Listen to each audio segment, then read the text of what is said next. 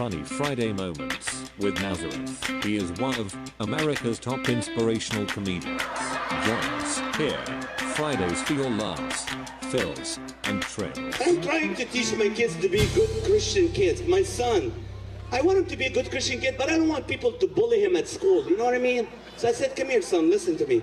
If someone hits you or pushes you at school, you grab their wrist, turn around, push it against her, push him against one, grab him from the neck and say, I forgive you. Because my kids fight a lot. I'm like, don't fight, just sit here, stop it. Let me read the Bible to you, okay? And Jesus said, if someone hits you on the right, what happened? He hit me. No, she poked me in the eye first. No, she hit me. Shut up! Let me tell you about the love of Jesus, okay? But it's not fair that he hit me first. And then I go, wait, I recommend this to every family here. I have National Football League cameras installed in my house. I go, wait right here, let me review the play.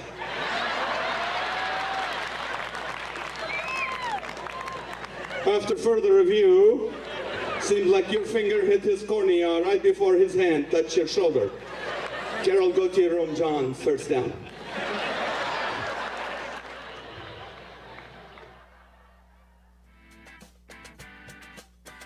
Welcome to Laughter for All. It's the podcast with comedian Nazareth. Hello, and welcome to another podcast of the Laughter for All. I'm comedian Nazareth. We're here in the studios in Corona, California. Hope you're enjoying the day off and remembering a great man, Martin Luther King Jr. What a wonderful man. What a great history. In fact, my daughter, my 12-year-old, was sharing with my wife about his story. Maha really does not know much about American history. She came in later, but my wife was in tears. She said, wonderful. I didn't know all that, but really it's a wonderful thing. So, people, maybe you're off today, but we're not. We're bringing you another great podcast. I truly start telling your friends, because my guests today will really help you. They will help your marriage. They will help your parenting. They're just great people, and I'm going to introduce them officially in a minute. But first, we have to do our what did I do last week? Saturday, I was off this weekend, which was really nice, and I was able to take my daughter to a place called the Living Desert in Palm Desert, which is about almost an hour and a half east of Corona. And really, I was very, very impressed by the animals. Because normally you go to the zoo, there's no animals. There's a habitat and encounters, but you don't see the animals. And there's always like, where's the lion? It's like right there. No, that's a big rock. That's not him. There's no lions. There's no tigers. There's a stuffed animal in the back in the cave, you think. And you see, the only thing is you see the cheap animals. That's what you see at the zoo. And so it was nice to be able to actually feed a giraffe lettuce, 3 pieces of lettuce for $7. I could have bought a Chick-fil-A for that giraffe, but that's what happened. But this is my thinking, because I lived overseas, I traveled around the world, and I see you go to a zoo, you pay $60 to see a bear, you see a hyena, and you see maybe a baboons, and you see a snake, and you see an elephant. Now, you go to third world countries, that elephant is forklift. He's working. You go to Turkey, you see a street performer with a bear dancing. Or you go to Nigeria, you see a hyena dancing and a snake, snake charming in India. I think the animals know, hey, if you're wealthy and you have money, you better pay to see us. But if you're poor, we're going to work with you. We're going to help you get some work. That was my take on it. And then I came home. I guess I've been on this diet where I'm not eating any sugar and I'm not eating any carbs. I'm only eating water right now. No vegetables, no fruit. No, I eat vegetables. But the problem I found that is my teeth. Every time I chew, it turns to fat, that's the problem. The problem is not with my diet. It's with my teeth. Everything I eat, it just turns to fat. Whatever. Anyway, I'm so excited to introduce this couple to you. I'll start with Pastor Mike and his lovely wife Janice. And Pastor Mike is my go-to. Every man needs a Pastor Mike.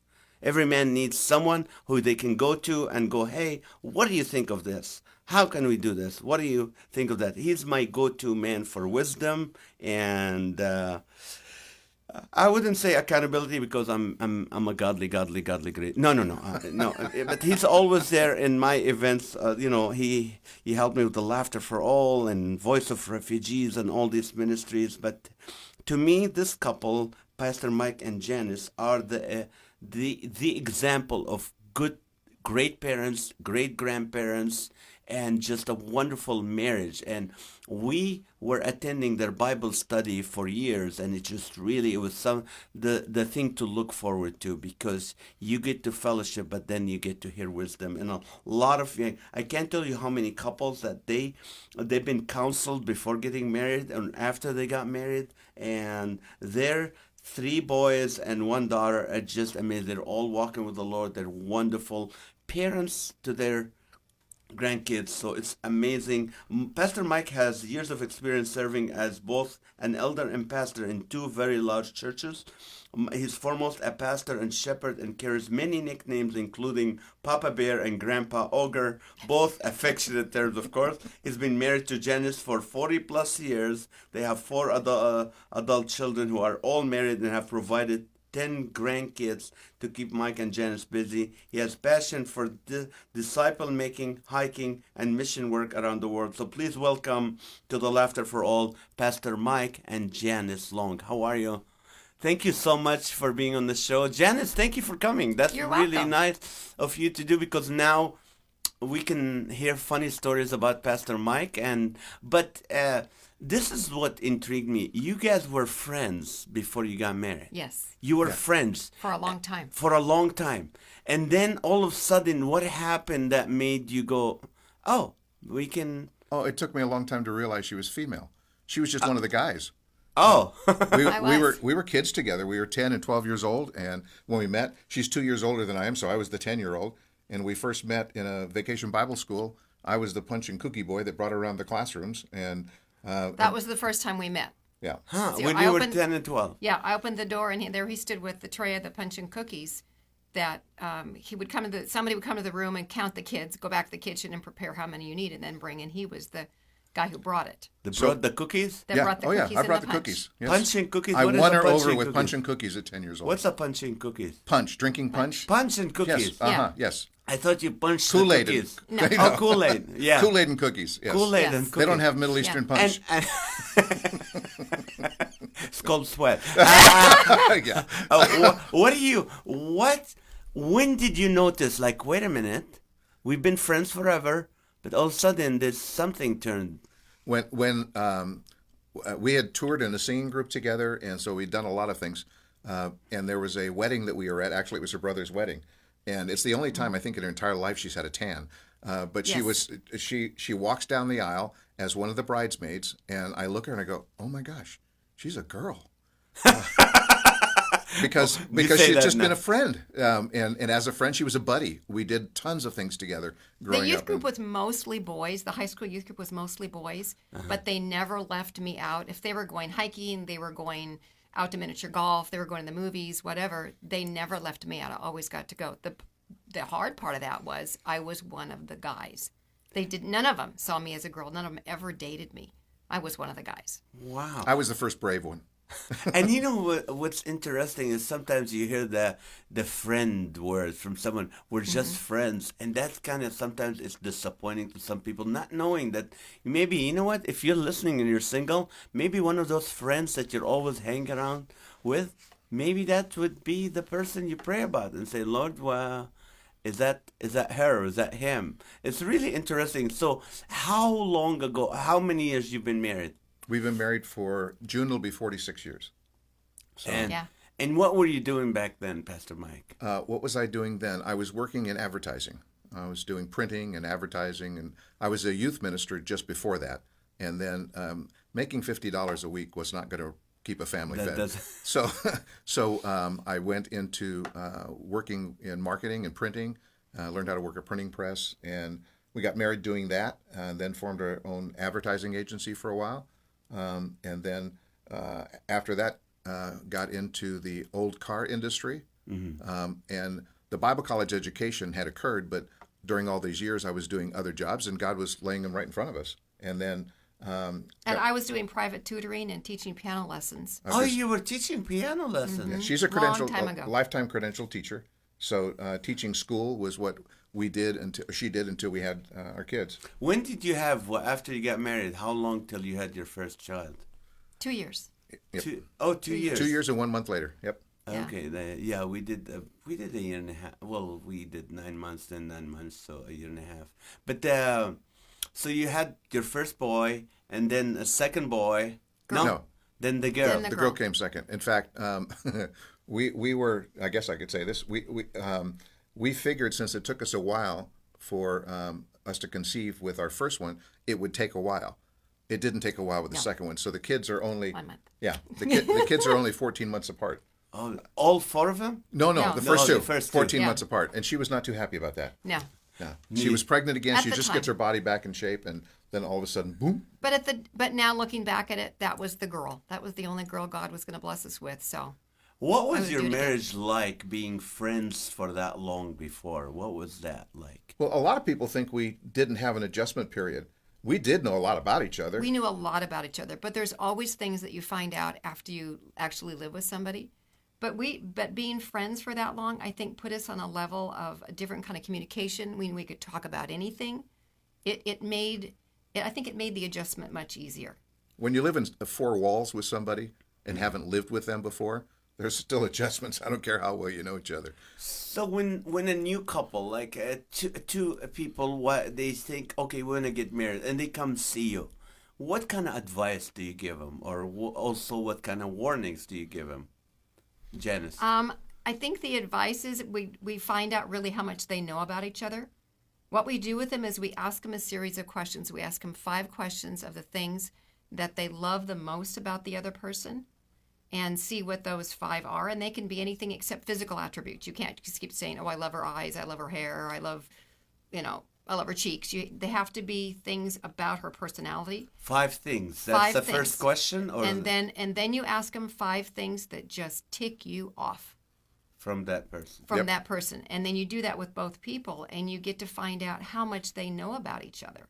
Because if they say, well, I can only come up with one thing that ticks me off, and it's something superficial like I don't like the way you chews gum, then they haven't learned the other person. They haven't been honest with each other enough to really get to know them well. So we ask them questions that they don't realize at the time. They're divulging a lot more than just 5 questions. And when we walk them through that, we get to see if they know how to communicate.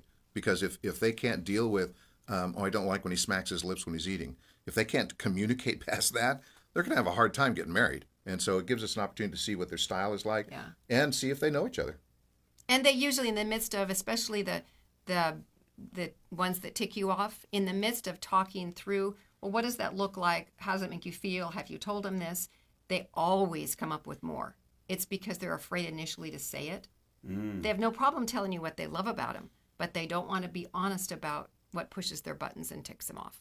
But they eventually get there. And then there's those few who have a long list. They say, 5? We have to stop at 5? Yeah. There's more things that tick me off. Can I put more down? That's a signal too. That's the thing. So what do you do when you feel they're not right for each other? What do you can you say something, or what? Yeah.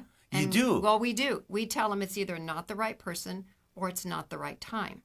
It might be the right person, but it's not the right time, or it's just not the right person at all. And if it's not the right time, in fact, we had one couple, they'd already mailed out all of the wedding invitations, and they realized after talking, it wasn't just our opinion, they realized, you know what, I'm not ready for this. So they postponed it for 6 months and resent out invitations and the whole thing. So they listened, and it did pay off. They're still married today. So it's one of those things where we have to be honest. If we're not honest with them, why are we even meeting with them?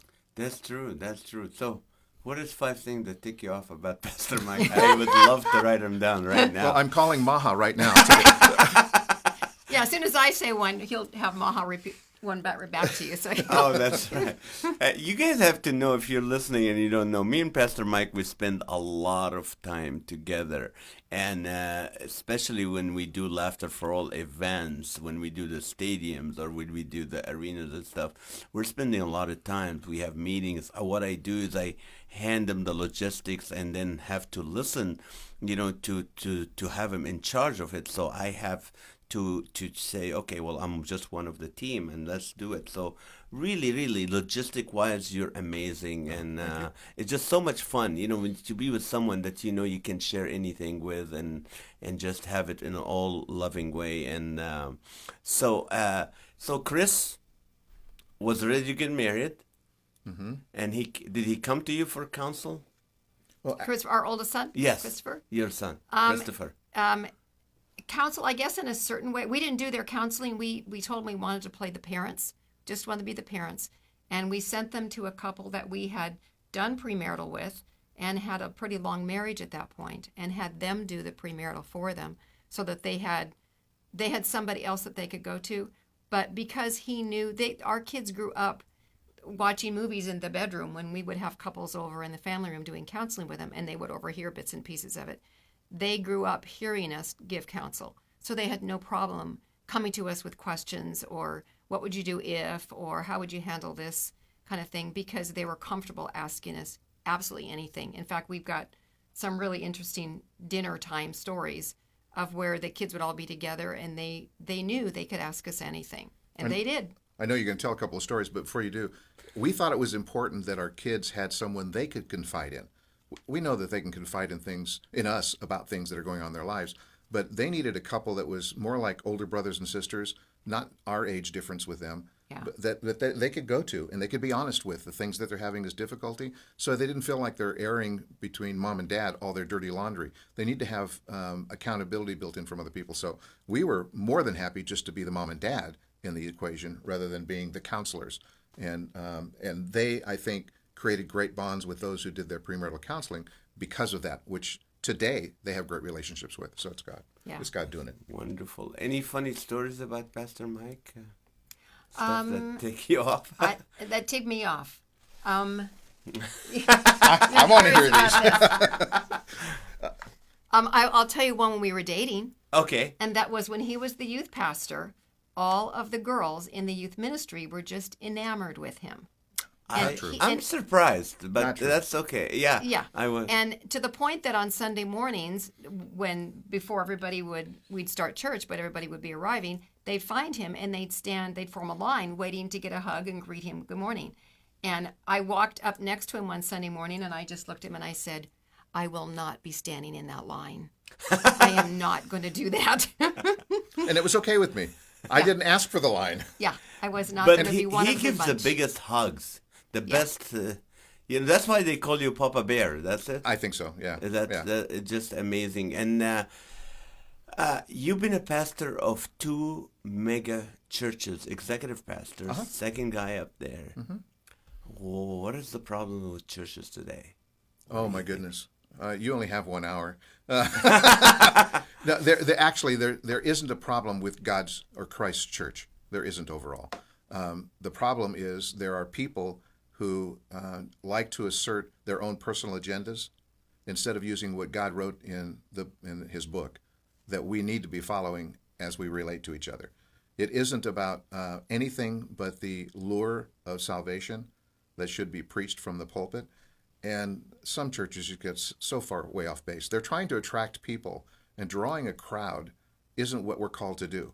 Jesus did that when he fed them, but when it came time for them to commit to him, we see there's only 120 in an upper room.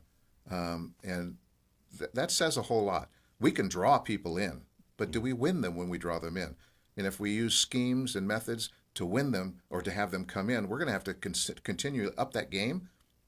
And where does it end? Because that's not what it's supposed to be about. It's God's word. When God's word's preached, amazing things happen. People who come from the most contrary backgrounds to Christianity fall in love with Jesus, and that's what it's all about. And the church today, if it just goes back to preaching the Bible, I think it will stay on the right course. And most of the churches I run into that are evangelical or outreach-oriented, they are preaching God's word. So Christ Church is not in jeopardy. The millennials and the others these days are not attracted by the same kinds of things. But when God's word's preached, like I said, it draws people. Now, you've been to almost 40 countries doing mission work. I don't know how many. Yeah. Uh, It's more than that, but it doesn't make any difference. I've been to a lot of countries. Yeah. Which one stays with you as the most like, oh, wow, this is. That's easy on one level. From a need standpoint, there's two of them that stand out, both India and Kenya, because the need is so great. But the needs in both those countries are different. Kenya has a ton of people in the name of Christ who are there helping, but HIV, some of the cultural issues that exist there, makes it a place of great need. India is one of the darkest places I've ever been, not because of the people, but because the oppressive spirits that exist in that country. I have some wonderful friends who live there who are Indians, and they're nationals and they're pastors, and they do a great work. But you see things in that country that just make you weep because of how people treat people with no value. And because the caste system, there are so many people who have so little value in India. So both of those countries, from a heart standpoint and the need, rank way up there. But from a passion and enjoying it, I love the Holy Land. Yes. Yeah, Middle Eastern countries, and I don't say that just because you're from the Middle East, but the Middle Eastern countries, and mostly Israel, because I remember the very first time I stood and looked at the Sea of Galilee, and my knees buckled and went out from under me, because I stood looking at the place where Jesus walked on water, and 3/4 of his ministry happened in that vicinity. And how can you not fall in love with a place that depicts the Bible in graphic ways right before your eyes? So It's funny. I know, Janice, you weren't with us, but one time we went, me and you and Pam Booher and Lisa Mitchison, and we went to look to help a ministry in the West Bank. So we were in Israel. I'll tell you, people, I never laughed in my life. I mean, me laughing, not trying just to tell jokes. We laughed so hard. We were laughing the whole time, enjoying everything. And we have one of those pastor, Dr. Kokish, where we met with him and his wife Sharon, and we're coming in to say, hey, we're gonna help you. We're gonna see how we can meet your needs as a church and help you. So anyway, so they take us to show us the area and our orphanage and stuff. The entire time we are just laughing. We're cracking jokes and laughing, and he and his wife looking at each other like, what a waste of time. They're wasting our time. These people are wasting our time. And then at the end, we're ready to go to the airport, and we sat at a gas station, right? had a little restaurant in it, yeah. Yes, and Pastor Mike looks at Dr. Kokish and said, listen, here's your strength, here's your weakness, here's what you need, this is what can be done. And I was like, when did he have time to think of that? We were laughing the whole time. And at the end, and I get that 2 years later from Dr. Kokish, and he said, you guys are the only ones that came through with your promises and the help, and we never, he said, we never thought you will. You guys were just laughing. We had a great time. We just had a wonderful time. And Janice couldn't go with you because Janice suffers from something, which is a lot of people, maybe they are not aware of it. But you had stomach pain for a while, or what were you feeling before you found out what it is? I don't know how to say the name of it, but tell us about your journey with that, because you can encourage a lot of people, especially now that my daughter cannot eat anything because, go ahead. I was, for a few years, I was in a lot of pain. Like I had a UTI all of the time for 7 years, and I went to doctor. And I What's a UTI? I'm sorry. Urinary tract infection. Okay. And I finally was referred to a urologist who listened to my story. At the end, he said, I know what you have. I had a rare bladder disease called interstitial cystitis, and it's an autoimmune disease, and the inner lining of my bladder was in shreds, ulcerated, so I had exposed nerves. So foods that I ate that were spicy, salty, acidic, a litany, salty, anything. It's a litany of foods that I couldn't eat. And I basically looked at him at the end of it. I was thrilled that I knew what it was and I had a name, but I said, what do I eat? And he said, I can't really tell you because people who have this, and he only had one other patient with it, everybody is slightly different. He said, it's a matter of trial and error, but he told me where to start. And then Michael went online and found some possible foods that I could, ideas of foods that I could eat. My diet was extremely limited. And then the doctor said, when I finally got the pain under control, he said, now you add one new food, take 2 bites of it, wait 3 days, see if you have any problem. If you don't, then that food's probably okay. So I was slowly able to add foods, and I was eating probably between 20 and 30 foods that I could eat. And we're talking things like milk is one, mayonnaise was one. It wasn't a matter of you can have lasagna, you can have Italian, because that was not in my life. It was plain chicken, no salt, no seasoning, no nothing. Plain vegetables, plain fruit. But I was so thrilled to be out of pain that I ate exactly what kept me out of pain. And you got a medication that coated And the I got bladder. a medication that it's called Elmeron that helped my bladder I called it my Pepto-Bismol for my bladder, that coated my bladder before I ate, which helped a lot. And I did that for several years. Then my system began to turn on me. And foods that I could eat previous, suddenly I could not eat, and they would, that would sound graphic, they would go right through me. My system rejected them, and they go right through me, and I would be in a lot of pain from it. So then you say, okay, I can no longer eat that food, and you cross that off. That got down to where I was eating maybe 12 or 13 foods, but I was out of pain, and I kept thinking, but I'm out of pain, I'm doing okay. Well, that lasted for 20 years, and I stayed in that place for 20 years, being as healthy as I could within those limitations. And then a year and a half ago, my system rejected everything. Everything. There was not one food I could eat, even milk. I couldn't have milk, and I was not lactose intolerant. I couldn't have a piece of fruit. I couldn't have a piece of chicken. Everything went through my system, and I did that for a few days till I realized there's something really wrong here. And I told Michael, I'm having a hard time keeping food in me, and I don't know what I'm going to do because I'm losing weight, and I'm not a big person to begin with. You're skinny. And so I was losing about 1/4 pound a day. And the God story in this is we went to one of our granddaughter's birthday parties. I sat next to a friend of mine who I'd known for a long time, trusted completely. And one of my other granddaughters said, oh, Grandma, Mommy made some food that you can eat. And I said, sweetie, I can't eat anything tonight because I knew I'd be in the bathroom at 20 minutes and I wasn't going to go there. So I just sat there, and my friend on the other side of me said, are you still having problems with your foods? She knew my story, and I said, yes. And she paused. She said, and she's a Christian, and she said, Janice, have you ever thought of holistic medicine? And I gave her 65 reasons why I was sure that wouldn't work. Got all done, and she said, it's not like that. And she gave me a quick introduction into what it was. And I sat there, and I've been praying and praying, God, you're going to have to give me some answers because I'm going to die if I can't get this stopped. And so that was on a Saturday. I sat in church the next morning. I don't remember a word the pastor said because I was thinking, is this the answer I'm looking for? Is this where I'm supposed to go? Is this the person I'm supposed to talk to? I called her on Monday morning, my friend, said, give me the phone number. I called the place, made an appointment.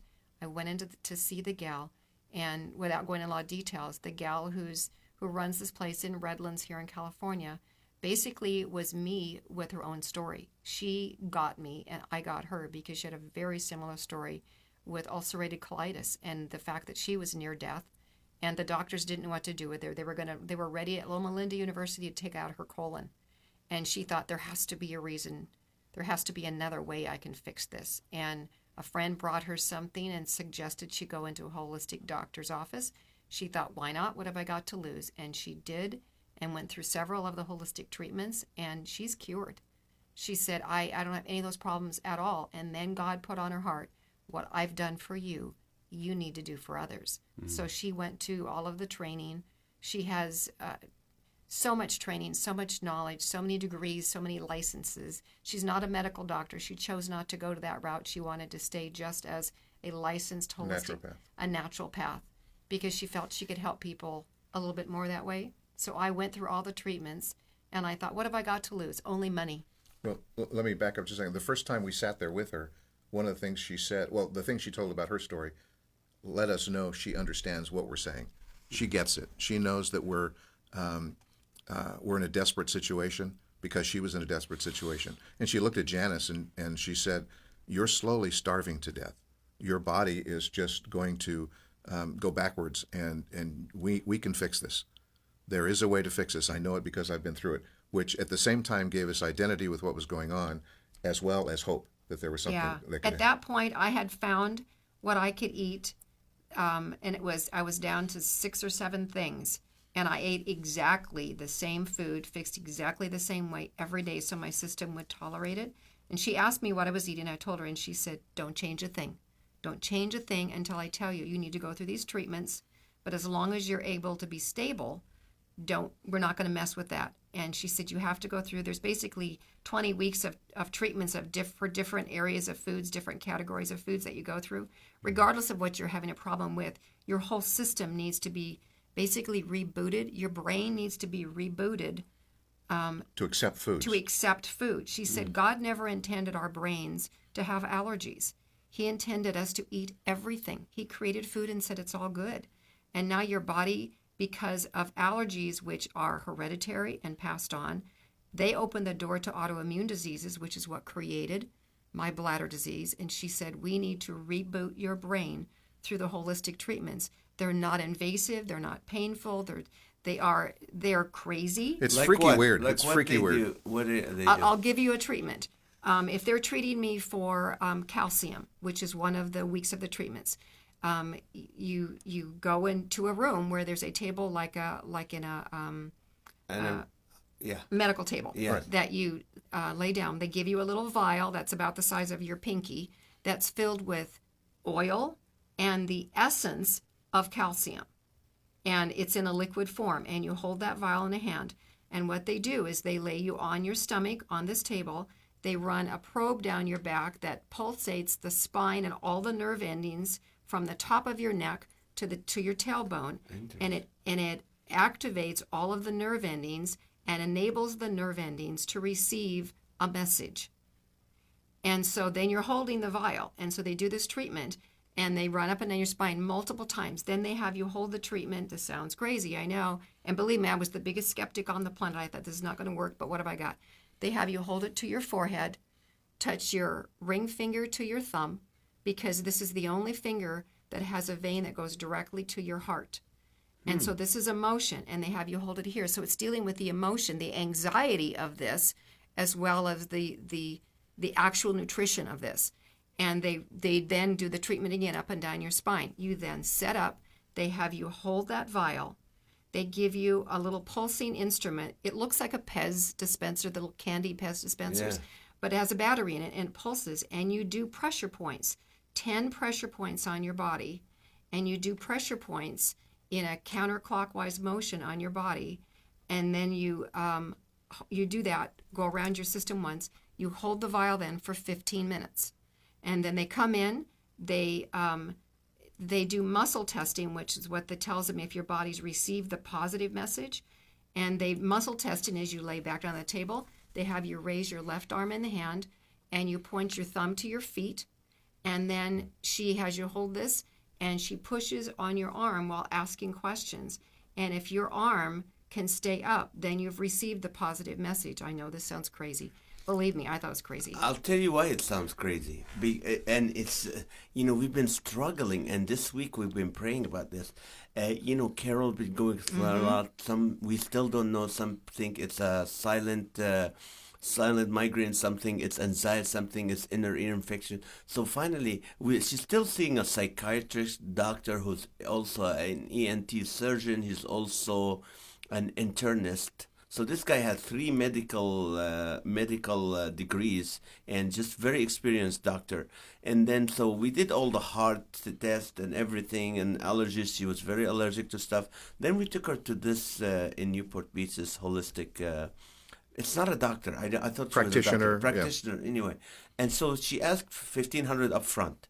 She goes, and if in 7 days, that's it. You never get your money back. And then every time we go, we end up with paying about $130 worth of supplements, which, we didn't have the money for it all the time to pay this. But what happened is, she would hold her hand, let her hold stuff and see if it is. So she made Carol sweat eating anything. She can't eat anything except just meat and some other stuff. And so Carol was really starving. She could not eat a lot of things. Mm-hmm. And she's still having the symptoms, the dizziness and all that. So we went to her several times. She had to sleep on a bed. She said oxygen is coming into your body and all that. And then we went to the psychiatrist. And we told him this, and he looks at it and he goes, you guys have money to throw away. I go, but this is and he goes, are you crazy? This lady is crazy. She said, I said, but she found out that where all her scars in her body is without even looking. She goes, man, this lady's, don't go there. So today we called one of our friends who's a physician, a very good doctor at Hogue. And we said, and he said the same thing. He goes, stop it. Don't go there. Get her back on her food. Come see me and we'll get everything. I mean, he's not actually, he's a family friend. We don't. But so we're really confused. We're really confused right now about this whole holistic thing. Maybe the one in Redland is, because that's what I was telling Maha. I said, but Janice is helping Janice. And I know it sounds crazy because we're not used to that. It's out of the it's based in ancient Chinese medicine. So it's totally different than the Western medicine we've all been taught to believe is the only answer. You go to the doctor and they give you medicine and you're going to be cured. The difference I've found, I know when Christopher and Joanne, our son and daughter-in-law, were going to take one of their daughters to get some help, Christopher said, Mama, how would you describe what Pamela does? And I said, the difference is a doctor will give you medication to help with something. Pamela cures it. And the difference, the thing that is crucial in the treatments is after you sit there, you have the treatments, you hold a little vial, and you do the pulse, the pressure points, and you then what you do is you go home and you have to avoid that element, and they tell you exactly what you can and cannot eat for 25 and a half hours. And you have to stay 5 feet away from it because their premise is and their belief is the energy, and we know as Bible believers, God created us by breathing into us, and breath is energy. So we are created with energy, and every element on this planet has an energy field. We know that from science. And so if you get within a certain distance of that, you can then pick up that energy field. So I had to stay away from everything I was being treated for 25 and a half hours. So I had specific foods that I would set aside in an ice chest. I couldn't go in my pantry. I couldn't go in my refrigerator based on what I was being treated for. And then in 25 and a half hours, you're turned loose. You can do whatever you want. Then you go back in a week. The first thing they do is they give you the vial. They lay you on the table and they muscle test you to see if you're strong on that. If you did the right thing and you cleared is their phrase, meaning you avoided it, so now your body has accept it again. Accept it again. And what you do is you drink a lot of water during that 25 and a half hours because the premise is that you need to get out the energy and the toxins from the negative influences from the allergy. And then it allows the positive influence that they've treated you for to then take over that space. So a negative file out, the correct file in, and then you can eat that food.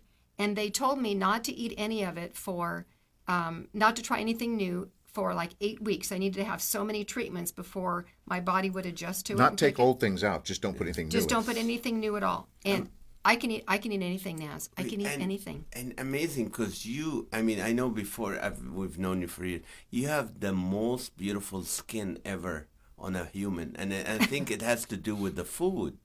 That you were limited with the food. I was so limited. But if you're dealing with, if you're going to what do you call them? Not psychopath, what do you call them? Holistic.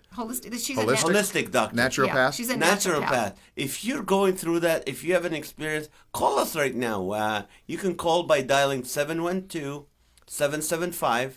712-775-8984, and then the enter number 205-492. Our engineer Sean will be able to write that down in the comments. Or if you want to send us a comment on Facebook right now while we are live, you can tell that. Because I'm really confused. Me and my wife are praying about this right now. It's like, Lord, show us, is this, we're not worried about the money we spend. We said, okay, but we see our daughter for 2 weeks now, can't eat much, and she's starving, and has no energy, and her immune system is weak, so she got a cold, then another's got a throat, and we had to go to UCLA, pick her up, and bring her home.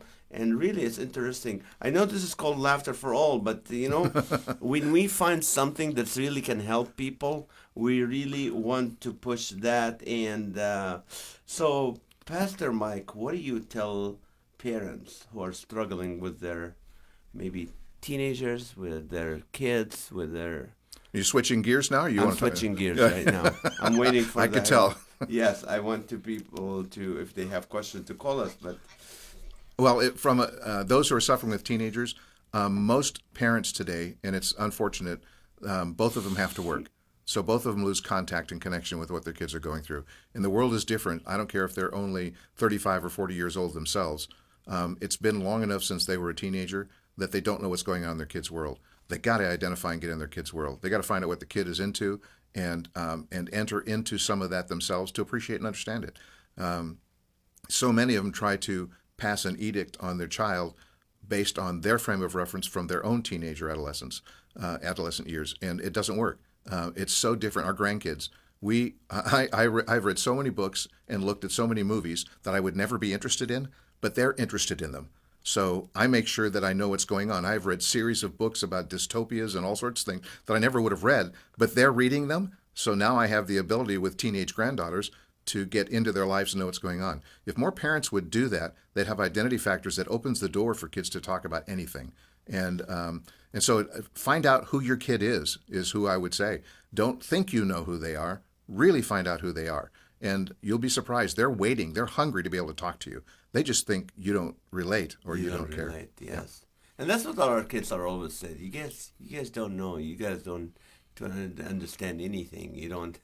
I'm like, okay, whatever you want. But I mean, I try to, personally, praise God for my kids. I mean, now one is out of college and I feel like I'm almost done, but I'm not. But so what do you tell, and this last week I was praying. It's like, Lord, I saw a lady. I said, Lord, help me just speak to her and just talk to her because I thought she was from a different, I'm like, I need to talk to her about Jesus. Then I found out she was a believer. So I said, what can I pray for you? She goes, my only son and his wife will not let me see the grandkids. And you'll be surprised how many stories I hear of saying they won't let me see the kids. How do you deal with that? If someone came to you and said, hey, my kids won't let me see the grandkids, what do you? Well, I can tell you of a situation where that did exist, Dale and Wayne. Where they were not, they were kept from grandkids, but they had no relationship with kids, and it was a step family situation.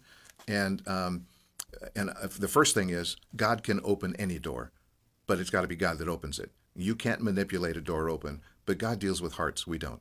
And so entrust it to God. Pray. You can't pray too much about it. Secondly, there are common bonds and common ties that link us to our kids. And there may be past, there may be history, it may be putting your tail between your legs and apologizing for things you really don't think you did wrong, and humbling yourself. But what you're really humbling yourself before is God's ability to work.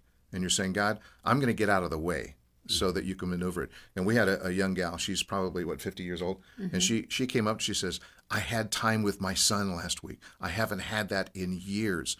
Because of prayer and because she has done some of the things I just mentioned. It's amazing what God could do to open doors. We cannot construct or deconstruct the pain that's occurred in people's lives. All we can do is be humble, accept the part of it that we caused, let them see that, and be transparent. And it's amazing what God will do then. So I tell them, let me pray with you. Let's pray together that God will open a door. And I can't tell you how many times he has. He just does it time and time again. That's amazing. And have you ever had a big fight? He and I? Yeah. Oh, yeah. What do you do? What do you tell couples when they had a fight? What do you do that last moment after you say everything you wanted to say? I think we've had couples that have had fights on their way to come and see us for counseling, and to the point where they sit in the car on the street and they don't get out of the car because they're still sitting there fighting. And we just have to walk them through it. And it's usually not a big deal at the core. Or you find out what the problem is and find some solutions to it that are easy for the person who's the offender to make some changes, or the person who's easily irritated by to realize they've got to compliment the other person and make note when they are making changes so it doesn't become such a big factor. But they have to be able to talk about it. There's always a source. There's a root to the problem. And you have to be able to, and if we've had problems, given some time to think through.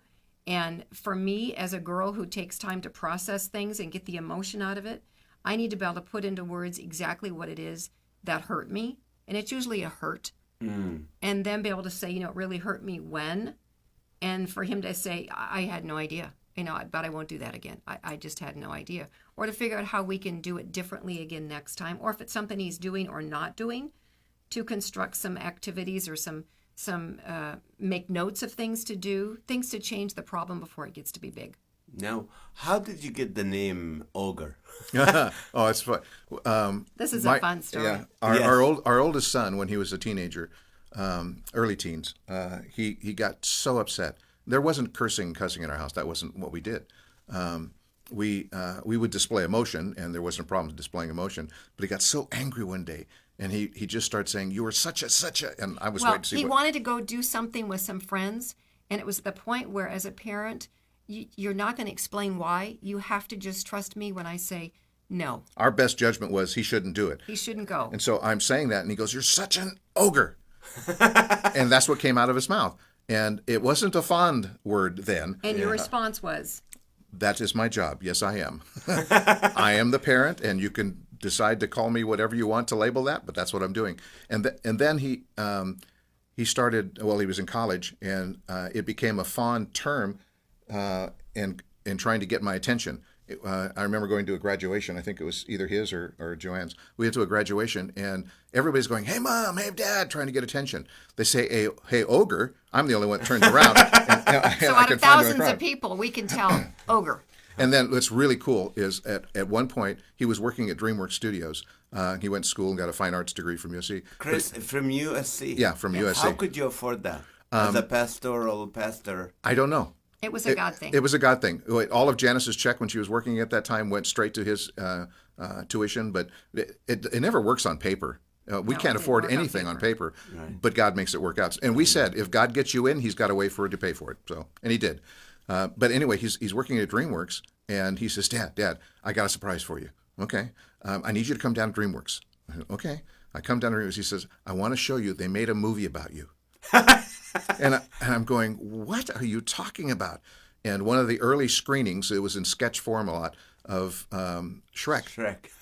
Was getting ready to come out. And we sat there and we laughed and we watched an early screening of the movie Shrek in the DreamWorks studios, which was fun. And it's become an affectionate thing all along. The grandkids, Grandpa Ogre, is an affectionate way of referring to me. So, yeah. He gets Ogre Day cards. Oh, they cross out Father. Ogre Day cards. Yeah. His stocking doesn't say Dad, it says Ogre. Oh, that's So it's become a very affectionate title. I have so much respect for you to the point that I would not let anybody around me call you Mike. Did you know that?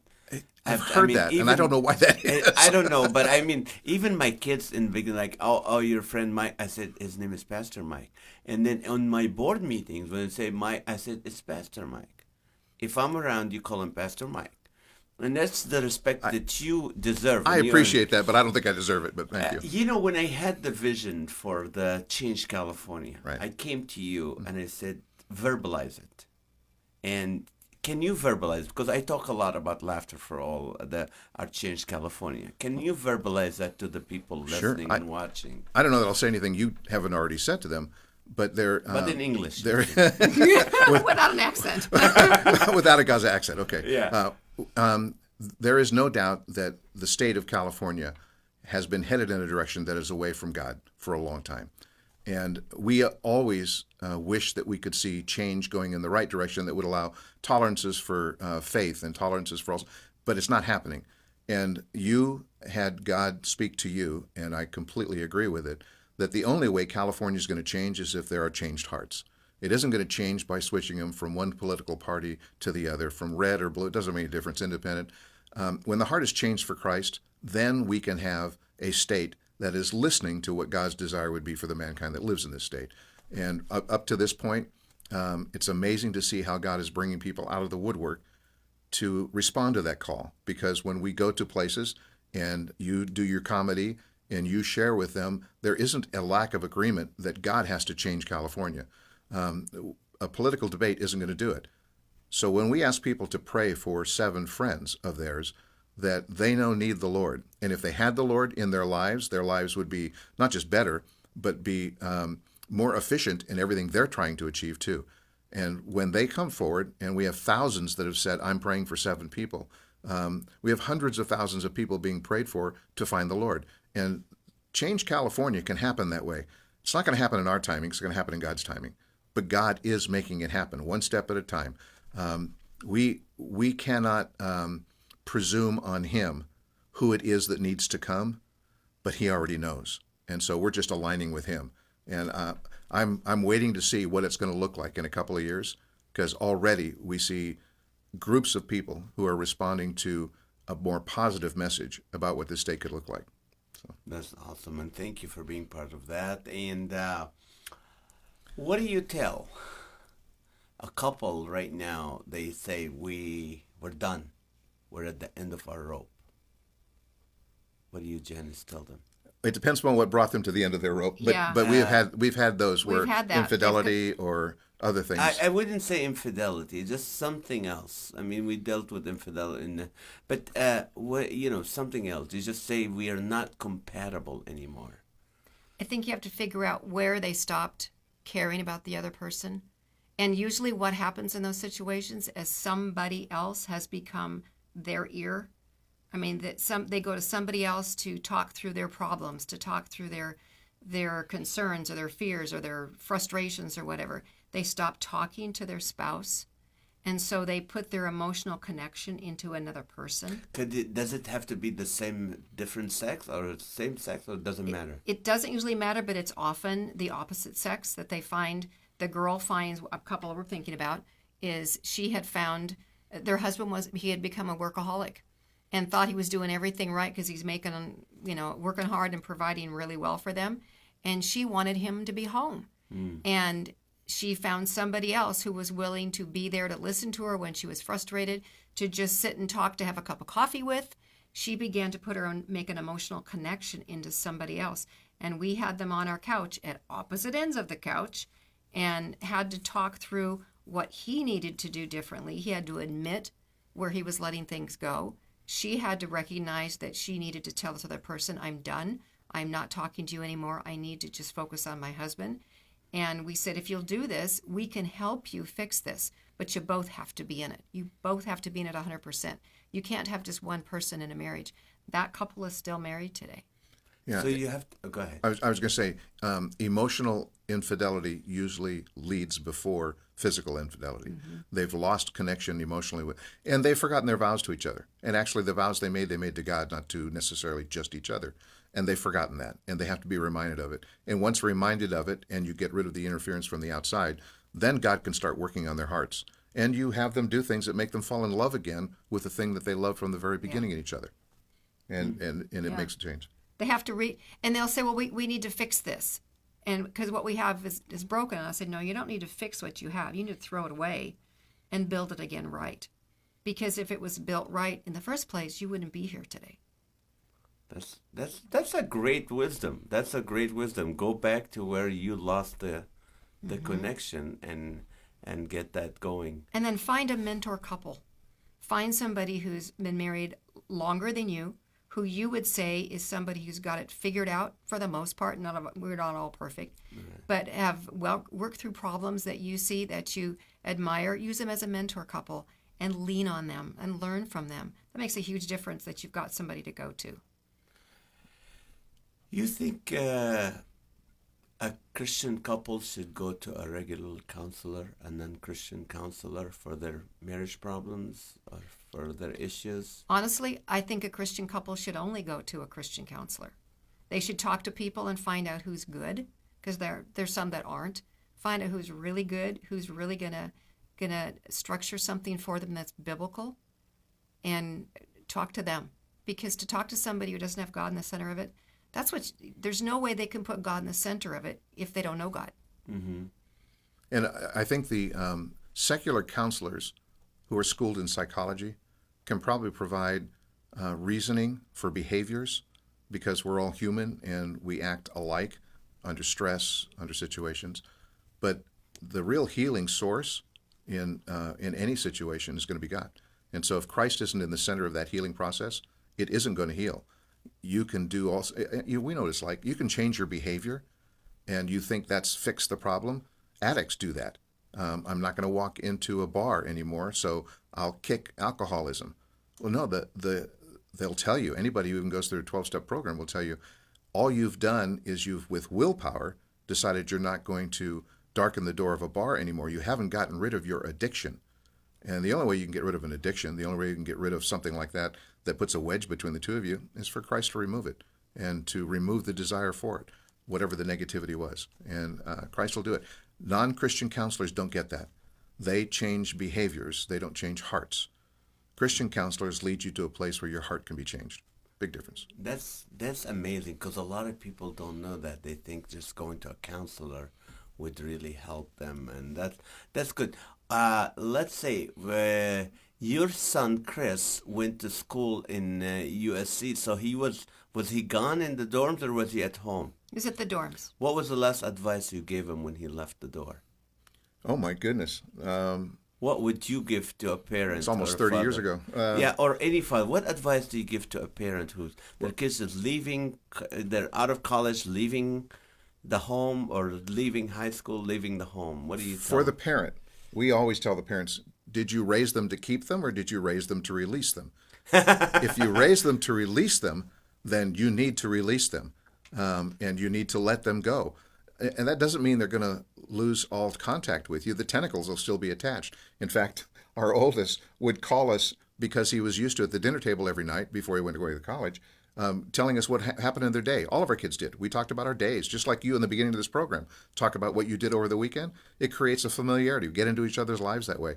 Well, when he went to college, he couldn't do that anymore. So what did he do? He'd call us and say, you know what I did today? I did this, I did that. Okay, This Christopher. class I did this, and this class I learned that, and this class the professor. That's not normal, is it? Is that normal? It was normal in our household. In our family dynamic. Because your communication is amazing. That's what it is. But what we had to do is Was tell the him, norm. Christopher, we don't need to know everything you did every day. And I said, once a week is fine. You don't have to call me every day. It was wonderful, but it was too much. But people would say to me when they left, they'd say, oh, aren't you sad that your firstborn has gone off to college and left the nest? And I said, what would be more sad is if he called me in 2 weeks and said, I can't do this. I have to come home. That would mean we didn't do our job to raise him, to release him, and that he wasn't secure in his own foundation to be able to be on his own. I'll tell you one thing that made us really proud when he left was he said, the first thing I'm going to do is I'm going to find out where the Christian club on campus meets. Wow. And he did. And he did, which gave him an immediate family, because that's what he was used to with the church and with home. He was used to having a family of friends and siblings, and he did. And those kids became his family there on campus for the 3 years he was at USC. That's a great advice, Janice, because my daughter, right when she went to UCLA, first day she found 2 Bible studies, but she still doesn't have a family there. So I think sometimes with her sickness, she wants to come home. She wants to be home, and we're finding this out. Like, she wants to be home with us. And I don't know. I mean, we just raised them to raise them. We didn't know you raised them to send them out or to. I know if you're me and Maha, we'd love them to stay. Yeah, but see, that's the difference. You have a cultural bent there that Yes. you can't leave. Yeah. You raise your kids to live in the same house, and there's one day down the road, if you were still living in the Middle East, you would stay in their household as they grew up, as you did with your mom. In fact, I was telling Maha, I said, the reason we have a 5-bedroom house, and I mean, I paid a lot to mortgage to have it, is I go, one day if the kids want us to come home and stay, they can. And if we ever buy another house, because we're thinking, like, as we get older, we want a smaller home. I go, no. You keep the numbers, at least 4 bedrooms, one for us and one for each kid if they want to stay. No. And I think it's a mentality. We do that so our kids can visit, not so they can move in. Well, thank you guys. I can't believe it has been an hour. And it was fun. And I gotta just summarize. Janice was sharing about sicknesses and stuff. Sometimes you have to, if you can get the right medical help, maybe you should try the holistic approach and try different things. And you know what, like she was saying, you have to be disciplined with your diet until you find out what was wrong with it. Also, we talk about marriage, and in marriage, you have it's, and before you get married, if you're thinking about getting married, those questions are very important about the 5 things you like about that person and the 5 things that tick you off. That's really, really great wisdom, and great wisdom from Pastor Mike. And thank you guys so much. I know you are the pastor at, executive pastor at First Baptist in Corona. So if they need to reach out to you, Oh, yeah, they can reach me there. Or you can reach to them at Laughter for All, laughterforall.org. If you have any information for Pastor Mike or Janice or questions, you go, how can I meet these people? You can contact me and I will connect you with them. Thank you guys so Thank you, much. Naz. I'm so glad you're feeling better. You're better, because I remember every time you wanted Janice coming to our house, Maha goes, I don't know what to do. I can't fix. Okay, let's just make plain chicken and cucumber. That's all she can eat. Plain chicken and cucumber. For a long time, it was it. And I have to say, my bladder disease is gone. Praise God. This Totally. cured. Doctors didn't know what to do with me. I was at a wall. That's why I had no choice but to try the holistic thing. My bladder disease healed. I can eat anything. And our naturopath that she goes to is a believer, and I believe God's given her the gift of healing. I think she has the gift of healing. So she's amazing. It is specific on who you find to give you those treatments to. See, ours is a believer, but we just, Ma and I would think she's... When we're off here, I will give you the phone number. Okay. You need to call. Love you guys. Thank you so Love you too, much. Naz. Next week, guys, if you're listening, please go subscribe to the podcast. Sometimes we don't laugh a lot, but when we have nuggets that will help your life, that will change your life, that will help you grow, we will share that. We're not about just be funny, because you can, sometimes we're very funny and I bring comedians once in a while. Next week, Mr. America, Clark Bartram, he was twice Mr. America. The guy's a health fanatic, and he's going to be here in the studio, and me and him used to go do prisons together, and really, really a neat guy, loves his wife, loves his children, a believer in Christ. So we're going to have Clark Bartram next Monday. So please subscribe, tell your friends. If you enjoyed today and you know a couple either getting married, a couple been challenged with their marriage, or a couple or people who are having some health issues, listen to the podcast, forward it to them, either on Facebook or on whatever the podcast is, audio hearing.